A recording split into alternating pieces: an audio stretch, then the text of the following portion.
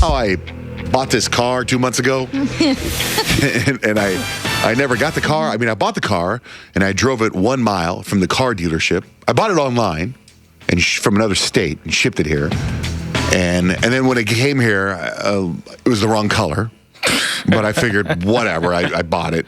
So and then you've never driven this car either, right? I drove it 1 mile from the dealership to my friend's place that does aftermarket stuff, where he was going to tint the windows and all this stuff, and he ordered these special wheels. And the wheels keep getting delayed and delayed and delayed, and now apparently I'm going to get the car next week.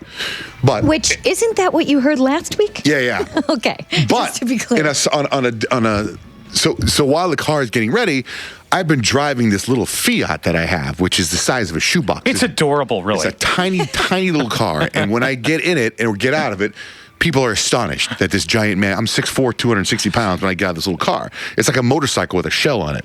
You know, like I use the passenger, I have to put the seats in the back down so I can put my backpack in the car. That's how small this car is, right?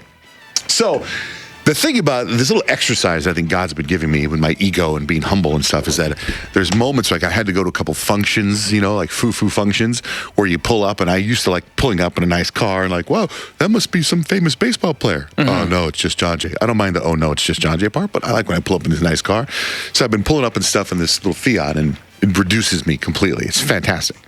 So yesterday, I go work out at this place called Exos with all these NFL players and all these hockey players and baseball players. And I'm walking out. I guess hockey season's over. Well, no, the playoffs are on. But, you know, if you didn't make the playoffs, your season's over. Right, so there's a lot of teams that didn't make the playoffs. Right, yeah. So all these hockey guys are on their way in right now, and they officially start working out with my group on Monday. They're serious about winning that Stanley Cup because it just ended and they're already back at the gym working. Yeah. And so this one guy, him and I are walking out at the same time, and I remember training with him last year, and he's like, hey, we all start here on Monday. I'm like, great. So we're walking out to our cars, you know, and there's people there that he signs an autograph for on the way out. Like, so he's a big name, and his car is parked next to my car.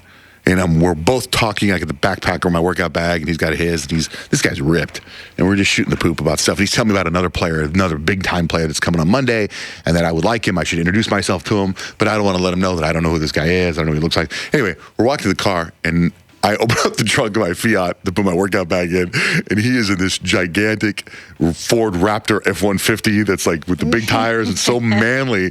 And I get in this tiny, like I am totally like, it's almost like I can see him go, I'm working out with this guy next week.